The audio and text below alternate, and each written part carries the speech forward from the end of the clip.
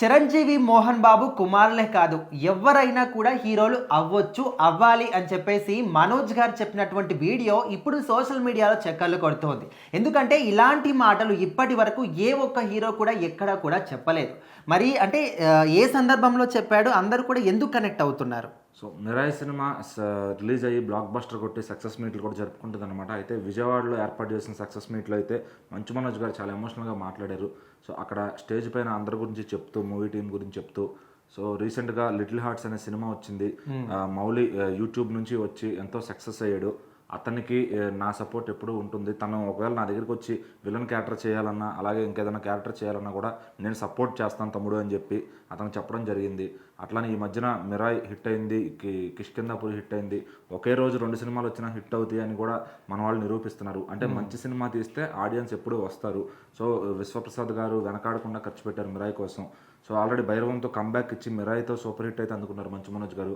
So మరి ఇప్పుడు గత వారం రోజులుగా ఖచ్చితంగా సెలబ్రేషన్ మోడ్లోనే ఉన్నారు ఆయన. సో ఎక్కడికి వెళ్ళినా కూడా మంచి ఆదరణ వస్తుంది. విజయవాడ వెళ్ళినా, హైదరాబాద్ వెళ్ళినా, వైజాగ్ వెళ్ళినా, ఎక్కడికి వెళ్ళినా కూడా సో ఆయన చుట్టూ మంచి ఇదివరకు ఉన్న ఆయనకు ఫామ్ అంతా తిరిగి వచ్చిందని చెప్పొచ్చు.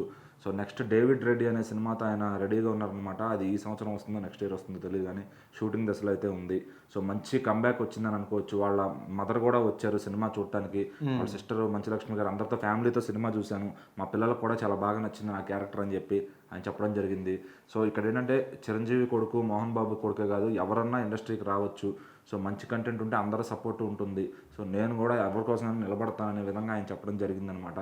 సో ఖచ్చితంగా ఈ సక్సెస్ మీట్ తర్వాత ఆయన మీద ఇంకా అభిమానం పెరుగుతుందే తప్ప ఎక్కడ తగ్గట్లేదు. మరి మంచు మనోజ్ గారికి అంతా కూడా పాజిటివ్గా నడుస్తుంది ప్రస్తుతానికి. సో మన 'భైరవం' కానీ ఇప్పుడు ఇది కానీ వరుసగా ఇంకా నెక్స్ట్ వచ్చే సినిమాలు కూడా మంచిగానే చేయబోతున్నారు. సో ఆ 'డేవిడ్ రెడ్డి' కూడా ఏదో బ్రిటిష్ నేపథ్యంలో ఉంటుందంట. సో ఆ విధంగా అందరికీ థ్యాంక్స్ చెప్పుకుంటూ ప్రతి చోట కూడా ఆయన ఎమోషనల్ అవ్వడం జరుగుతుంది.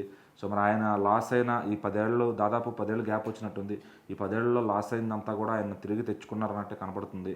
సో మరి నెక్స్ట్ చేయబోయే సినిమాలు కూడా హిట్ అవ్వాలని మనం కోరుకుందాం.